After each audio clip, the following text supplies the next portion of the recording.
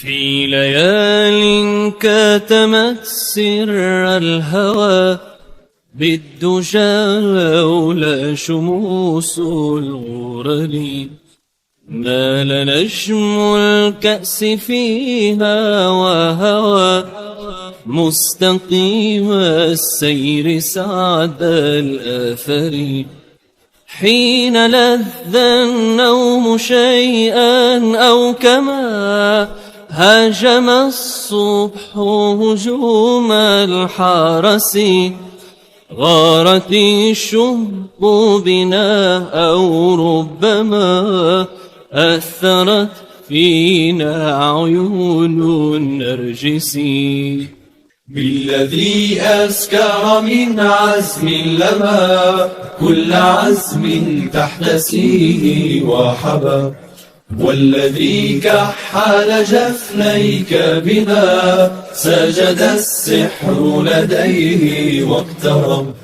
والذي أجرى دموعي عندما أعرضت من غير سبب ضع على صدري يمناك فما أجدر الماء بإطفاء اللهب يا أهيل الحي من وادي الغضا وبقلبي مسكن أنتم به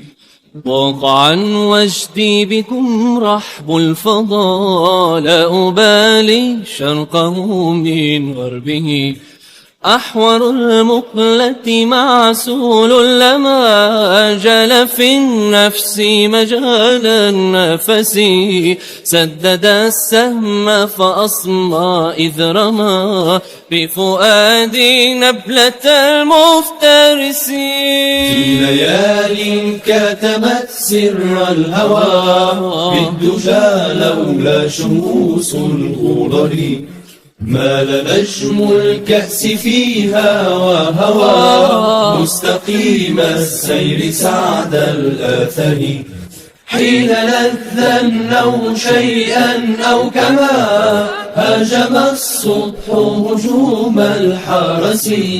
غارت الشهب بنا أو ربما أثرت فينا عيون النرجس